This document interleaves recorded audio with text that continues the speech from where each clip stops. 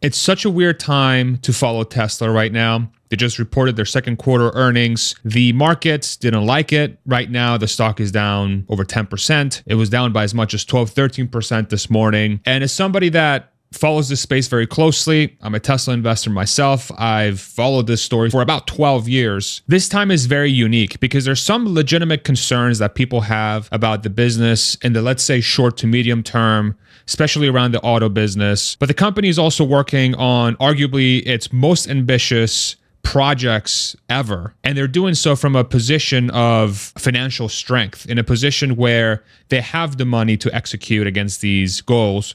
Whereas in the past, when they were trying to ramp the Model 3, the Model Y, the Model S, the Model X, they needed to take out loans. They needed to raise money in the markets. It still feels very similar to, let's say, back in 2018, when a lot of people were doubting Tesla's ability to execute against the grand vision. It just so happens now that those grand visions are self-driving cars and humanoid robots, and the market is not buying it. Okay? The market is not buying it. They're a lot more focused on what's happening near term. So let me go ahead and walk through what I heard from that earnings report and talk about what this could mean long-term for the company. I don't want any of this to be investment or financial advice. This is just me thinking out loud about Tesla, its future potential, what it means in the broader market, so on and so forth. And I'm going to start with the cons first. So the first thing I want to highlight is that margins for the auto business are continuing to go down. If you exclude the ZEV credits, which is the government credits that Tesla gets from selling electric vehicles, and you remove leases, margins are down to 13.9%, which is the lowest level they've been in years, from about a peak of 30% in the middle of COVID, and they've been steadily down. A lot of that is because of pricing pressure on the existing fleet of cars, the 3, the Y, the S, and the X. It really does feel like Tesla has reached a limit in how many cars they can sell total of these vehicles in this current economic climate in the US, China, and everywhere else with higher interest rates, so on and so forth. Looks like they're capped somewhere between 1.6 million to 1.8 million cars per year. And in order to be able to do that, they're going to have to lower prices, and that's exactly what's happened. They've had to lower prices. And even with costs going down, margins are still suffering. And so obviously the market doesn't like that, because if you make less money as a business, you're going to get a lower valuation. The stock market will not give you as much credit for how much money you're going to make. The second piece, and this is kind of a double-edged sword. So it's both a con and a pro, but I want to highlight the con first.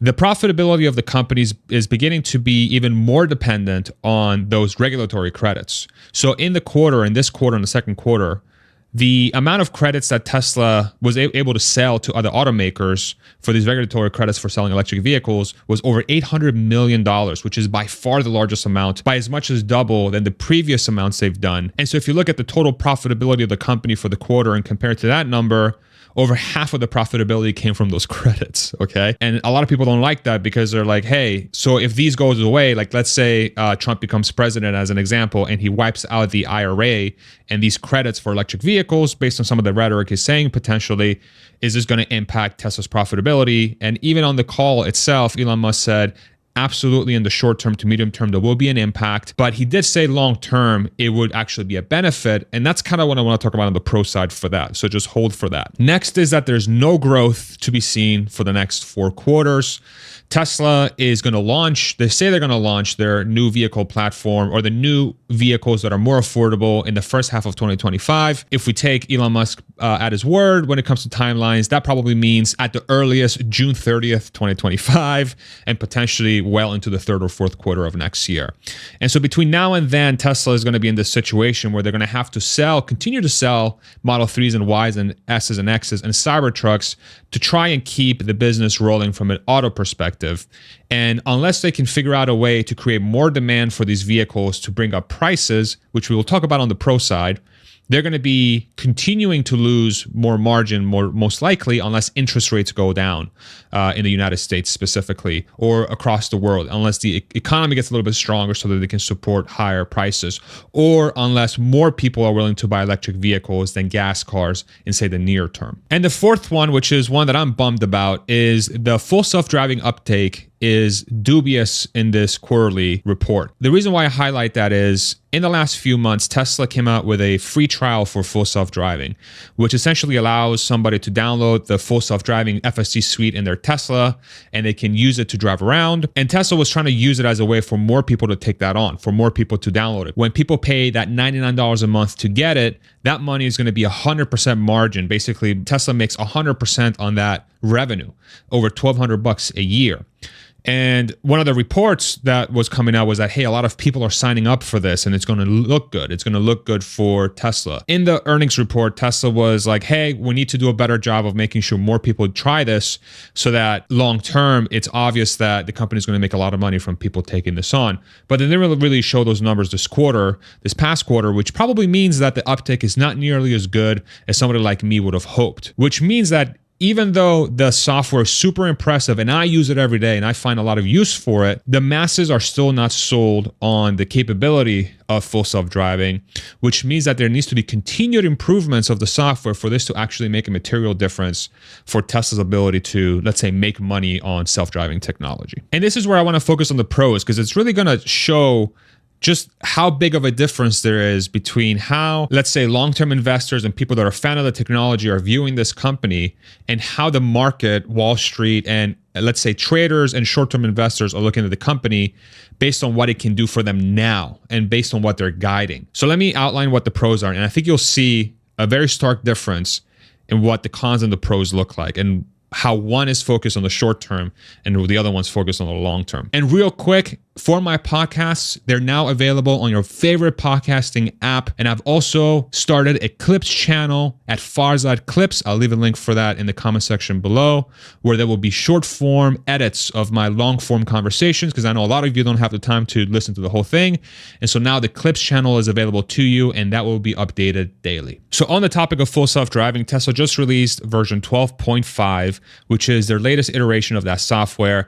And one of the things that they're really proving with this new AI approach of doing self-driving technology is that they're able to iterate very quickly, super fast on the improvements on the software, to the point where this latest one, if you go online, go on X and look up accounts like AI Driver, Dirty Tesla, Whole Mars Catalog, Investing Against the Grain, there's a bunch of different accounts that have gotten 12.5 already, the smoothest and best version yet. I have 12.4 on my car, which is hands-free, and it has been truly phenomenal. Don't take my word for it. Look at the videos that I've put out there that I did with my dad, actually, with that specific software. And 12.5 is supposed to be even better than this one yet. But what's obvious is that there's clear improvements. There's obvious improvements from the version they free trialed back in April to this one. Will people take it on? We have yet to see it, but there's a clear cadence of improvements. And the other pro here that goes along with that is that the reason why they're able to make those improvements is because Tesla is dramatically increasing their investments for their AI hardware, their AI technology, by buying more and more NVIDIA H100 chips and doubling down on their Dojo chip, which is basically their in-house NVIDIA chip. Think of it that way. In the last few years, they've been kind of slow ramping up the efforts to invest in that because they were heavily dependent on NVIDIA, because NVIDIA was doing such a great job. But now Tesla's at the point that they're like, hey, we're having a really hard time getting NVIDIA chips. It's super expensive. And unless we do something to create our own chip, we're going to be at the mercy of NVIDIA, essentially, because they can only make so many chips.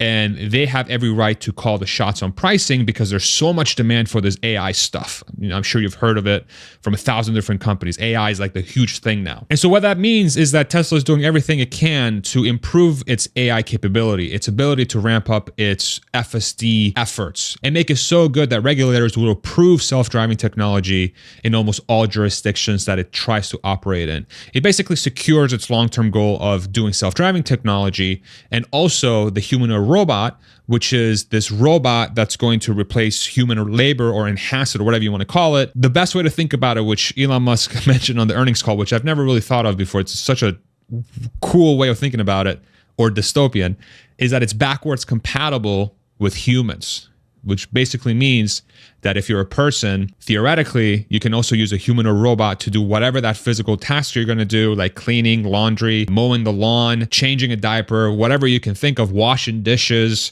running to the store and picking up groceries, freaking building a house. backwards compatible with a human. What does that mean from the standpoint of Tesla having a game-changing technology that everybody's going to want? And Elon was very heavily discussing that on the call, but we'll set that aside for now. The next pro that came out of Tesla is that the energy sector of the company has grown tremendously from about 1.6 billion per quarter in sales to over 3 billion. So there's a doubling in revenue, and the margins have stayed the same. So about 24.6%, which means that Tesla is now generating more profit out of their energy sector in comparison to the total business, which is helping offset a lot of the slowing of the auto business margin, which means that essentially they're replacing what they're losing on the auto business from a margin perspective with the growth of energy. So this is great. And Tesla is guiding to this continuing to grow, guiding that people are underestimating how big of an opportunity this is. We'll see if this actually materializes, but it's good to see that Tesla has different ways of making money. It's not just a car, or it's not just FSD. They also have the energy business, so the energy storage, the power walls, the mega packs, so on and so forth. And then on the topic of that credit I was talking about before, that regulatory credit of 800 million, that was a con that was saying, hey, you're becoming more dependent on regulatory credits to generate an income. Well, the flip side of that credit doubling to over 800 million implies that your competition has given up on electric vehicles. The only reason Tesla is able to sell these credits is because their competitors are not selling enough electric vehicles equivalents to be able to tell the government, hey, I've met my quota of selling electric vehicles. And so instead, what they have to do is they have to buy credits from an automaker that does sell enough electric vehicles to be able to tell the government, hey, by the way, I paid my fee for not buying enough credits. And that's why Tesla is benefiting so much from this, because they're really the only ones in the Western hemisphere outside of China that is putting in tremendous effort to sell electric vehicles. And they're able to collect all these credits. And all the automakers that haven't made enough EVs now have to pay Tesla essentially. And Tesla takes that and they get to grow their business even further, especially when it comes to artificial intelligence, because the competition is not going as hard about electric vehicles as they are. So it's kind of like, it's a weird pro-con situation. Tesla's becoming more dependent on that profitability in the short term and medium term at least. But it also signals that and really, I'm truly convinced that it's when electric vehicles become the primary form of transportation, based on all the research that I've seen from Cox and a bunch of other places, where most people are going to consider electric vehicle. What this means is that Tesla is in a perfect position to be the only player that's going to be able to sell electric vehicles at a profit. So I view that as a pro as well, at least in the, let's say, short to medium term. But this whole thing, if you really think about it, this whole Tesla story has shifted away from trying to talk about cars and electric vehicles and going headfirst into artificial intelligence.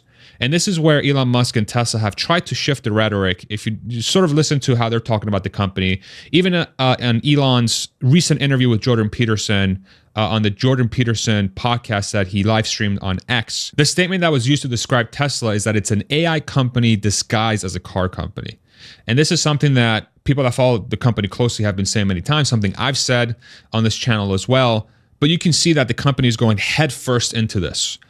So much so that robotaxi unveil that was delayed, that was initially on August 8th, is now rescheduled to 10/10. And this is where the company is trying to refocus everyone's energy.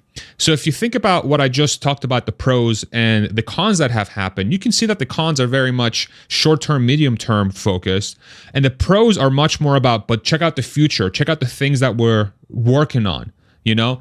The other thing that they talked about from a pro perspective, the Cybertruck, now they have a Cybertruck that's being built with their dry battery electrode technology with the 4680 battery, their in-house battery, a breakthrough that they've been working towards for years now. It looks like they finally achieved that this past quarter with the goal of putting dry battery electrode batteries in the Cybertruck by the end of the fourth quarter, which is going to allow Tesla to dramatically lower costs and increase battery density for the battery cells as well, which is just kind of this holy grail breakthrough because you've fundamentally changed the manufacturing process for batteries. And it looks like Tesla may have an inside path to be able to achieve that with their own technology without having to employ somebody else. But again, it's future. It's the future, right? This is what's coming. This is what's coming. It's not like, hey, look at their numbers now. This is what's coming. And so if you really think about that, and then you think about some of the other let's say, promises or guidance that Tesla is giving investors and the public about where they think they're going. You layer on top of that Tesla is looking to unveil and start selling their more affordable vehicles, the much rumored compact car that could be between $25,000 to $30,000 starting price in the first half of 2025. The fact that Elon reiterated that unsupervised full self-driving, so basically true self-driving, could be here by as early as late this year, and he would be shocked if it's not here by next year. Take it from the guy that has repeatedly missed the mark on the timeline of full self-driving. But again, the confidence keeps growing, not just from him, but from the entire team. If you go on X and follow Tesla accounts, Tesla-specific accounts, employees, everybody's raving about their progress with FSD. The fact that there is guidance about Tesla having the humanoid robot, the Optimus bot, working in the factory starting in 2025 in thousands of units and selling these to customers starting in 2026. And think about how much money that will make for the company. Elon said that he sees a possibility for there to be 20 billion humanoid robots at some point, and Tesla will have some sort of market share equivalent of that. If it's 10%, they would be selling 2 billion robots total. Think about the amount of money they would make from that, right? Doubling down on Dojo, their internal chip, as a competitor to NVIDIA, so that NVIDIA doesn't dictate price and demand and supply to Tesla. Multiple companies being interested now in licensing full self-driving for Tesla, something that a lot of people have been trying to figure out when would happen. It seems like more companies are interested, and my gut tells me these are probably all Chinese companies. And the fact that the regulatory approval for this self-driving technology, the company and Elon have said that it's not going to be as big of a deal as people think, because if you think about how game-breaking self-driving technology is, number one, if you remove the driver from the equation of driving, you remove the largest cost, which is going to make transportation much cheaper, which is going to make people getting from point A to point B cheaper in any local economy. So it's going to be a boost for the economy. And then number two, it's going to be significantly safer when you have a machine doing something instead of a human. If you look at across history, every single autonomous system is safer than a human at that task. So there's no reason why self-driving cars wouldn't be able to do that. And so now the picture is starting to be painted for Tesla becoming this self-driving fleet provider, this autonomous human or robot labor provider. So much so that the company has reiterated this vision of, hey, we think autonomy is going to give us a $5 trillion market cap. The human or robot is going to give us a $20 trillion market cap, which is multiple times where the valuation of the company is today. Talking about the robotaxi network being like an Airbnb on wheels and like sort of a Uber and Airbnb hybrid, where once they think they can get the software to the point where they just upload it to the fleet of cars of about, let's say, 6 to million cars today, and all of a sudden you have a self-driving fleet, there's going to be a portion of those people that are going to want to add their car to the self-driving fleet, and all of a sudden, let's say even just 10% of people want to do that, you have 600,000 Uber equivalent cars that are going to operate at a fraction of the cost of an Uber because there's no driver. And so now there's this growing divergence between what people expect from the company now and what the company is saying, this is what our vision is. And so now really what it comes down to is, do people believe Elon Musk? Do people believe Tesla? Or are they tired of missed deadlines? Are they tired of the visions being delayed? Are they tired of not seeing enough progress, right? And this is where the company and Elon have been very, very keen on telling people, go try it for yourself.